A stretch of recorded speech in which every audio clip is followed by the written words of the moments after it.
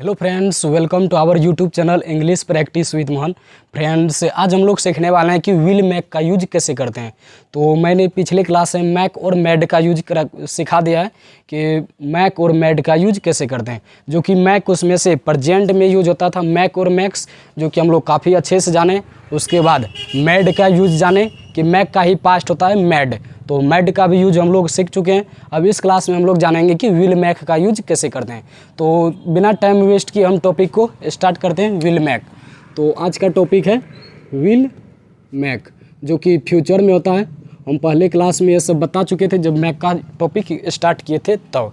तो कैसे जानेंगे कि कोई भी व्यक्ति विल मैक का यूज कहाँ पे करना है। तो जब किसी व्यक्ति को, जब कोई भी व्यक्ति कोई काम खुद नहीं करके किसी अदर व्यक्ति से, किसी दूसरे से, किसी तीसरे से काम करवाएंगे, तो उस तरह के सेंटेंस को बनाने के लिए हम विल मैक का यूज करेंगे। विल मैक मतलब ये फ्यूचर है तो लास्ट में इसका गागी गे आएंगे, क्योंकि फ्यूचर में तो गागी गे, जैसे मैं उससे पत्र लिखवाऊंगा, मैं उससे खाना बनाऊंगा, इस तरह के सेंटेंस जो होगा विल मैक से बनेगा। तो हम शॉर्ट में लिख सकते हैं यहाँ पे, किसी अन्य से कोई काम करवाएंगे, किसी अन्य व्यक्ति से, या अन्य से ही हम शॉर्ट में लिख देते हैं, किसी अन्य से कोई काम करवाएंगे,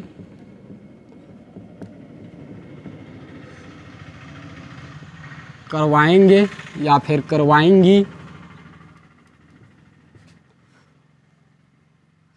करवाएंगे ही हम सिर्फ लिख देते हैं, यानी आप लोग समझ सकते हैं।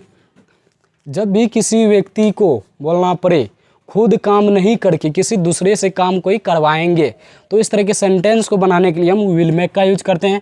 जो कि विल मैक यहाँ पे एक ही है, तो विल सभी सब्जेक्ट के साथ तो यहाँ पे विल ही आएगा और मैक का तो मैक ही रहेगा, क्योंकि विल एक मॉडल्स वर्ब होते हैं, जो कि विल के बाद हमेशा वर्ब का फर्स्ट फॉर्म ही आता है। ये सब हम पहले बता चुके हैं, इसलिए यहाँ पे विल के बाद मैक आया है। मैक का फ्यूचर बनने के लिए यहाँ पे विल आया, तो विल सभी सब्जेक्ट के साथ यहाँ पे विल मैक ही आएगा। हम काफ़ी बार इसको बोल चुके हैं, तो बिना टाइम वेस्ट किए हम यहाँ पे स्ट्रक्चर लिखते हैं। उसके बाद हम एग्जाम्पल के माध्यम से काफ़ी अच्छे से समझेंगे। तो चलिए हम स्ट्रक्चर लिखते हैं। पहले सब्जेक्ट विल मैक,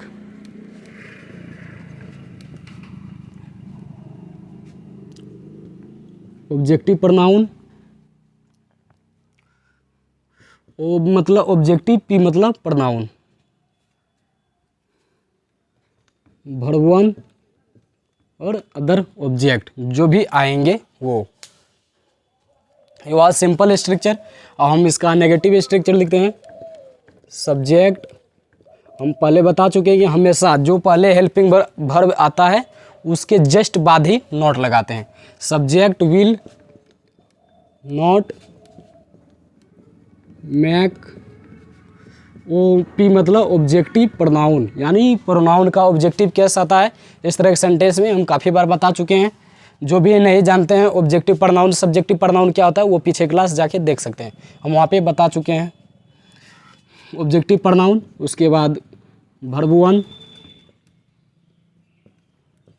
उसके बाद ऑब्जेक्ट, ये रहा। अब हम नेगेटिव स्ट्रक्चर लिखते हैं। नेगेटिव स्ट्रक्चर में क्या होता है, हेल्पिंग वर्ब पहले आता है, उसके बाद subject, subject make objective pronoun, verb one plus object,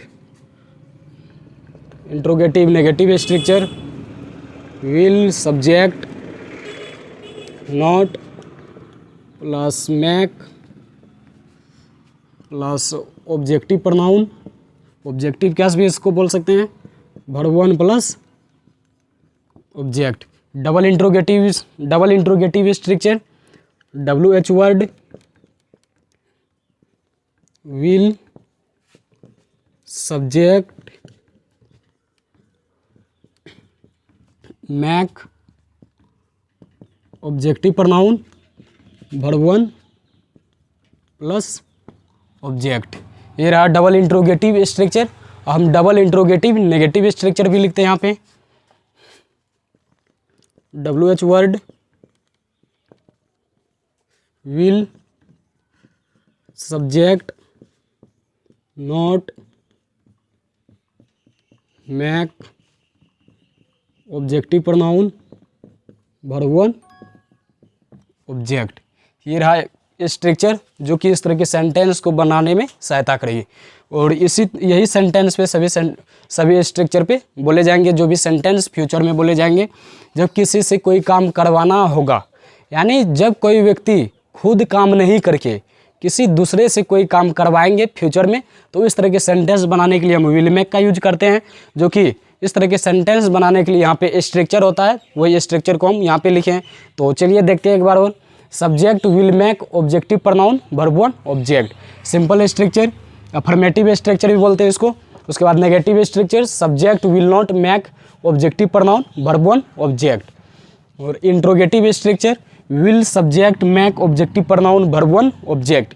interrogative negative structure, will subject not make objective pronoun verb 1 object. Double interrogative sentence, WH word वाले, WH word will subject make objective pronoun verb 1 object. Double interrogative negative structure, WH word will subject not make objective pronoun verb 1 object. ये रहा structure. जिसको भी ये structure पता रहेगा, structure याद रहेगा, वो कोई भी सेंटेंस को आसानी से बना पाएंगे और साथ ही साथ बोल पाएंगे। तो ये रहा स्ट्रक्चर। चलिए हम एक एग्जाम्पल की ओर चलते हैं, क्योंकि ये तो स्ट्रक्चर हुआ। जब तक हम एग्जाम्पल के माध्यम से नहीं समझेंगे तब तो कोई भी कॉन्सेप्ट को सही अच्छे तरह से नहीं समझ सकते हैं। तो चलिए हम एक एग्जाम्पल लेते हैं। यहाँ पे जगह है मेरे पास, हम यहाँ पे लिख सकते हैं, मैं उससे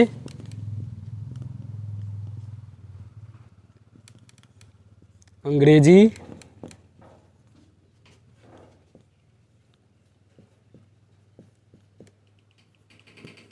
बोलवाऊंगा। तो ये रहा, यानी मैं नहीं बोलूँगा, मैं किसी और से बोलवाऊंगा। तो अभी यही पढ़ रहे हैं कि विल मेक का यूज जब कोई व्यक्ति खुद से कोई काम नहीं करके किसी और से करवाएंगे, तो इस तरह के सेंटेंस बनाने के लिए हम विल मेक का यूज करते हैं, जो कि यहाँ पे मैं उससे अंग्रेजी बोलवाऊंगा, मैं खुद नहीं बोलूँगा, मैं उससे बोलवाऊंगा। तो यहाँ पे विल मेक का यूज होगा। तो चलिए हम बनाते हैं स्ट्रक्चर से। तो सब्जेक्ट यहाँ पे आई है, तो मैं का सब्जेक्ट यहाँ पे आई होगा, आई। उसके बाद विल है स्ट्रक्चर में, तो विल लिखेंगे, आई विल। उसके बाद मैक है तो हम मैक लिखेंगे, आई विल मैक। उसके बाद ऑब्जेक्टिव प्रोनाउन का ऑब्जेक्टिव केस आएगा, जो कि हम पहले बता चुके हैं ऑब्जेक्टिव केस और सब्जेक्टिव केस क्या होते हैं। तो यहाँ पे उससे का इंग्लिश ही होगा, तो उसका ऑब्जेक्टिव केस क्या होता है, him. I will make him. और उसके बाद क्या है, वर्ब 1। वर्ब 1 क्या है यहाँ पे, स्पीक। बोलना की इंग्लिश क्या होता है, स्पीक। तो स्पीक लिखे। उसके बाद ऑब्जेक्ट क्या है यहाँ पे, English. I will make him speak English, मैं उससे अंग्रेजी बोलवाऊँगा। तो ये रहा सिंपल स्ट्रक्चर।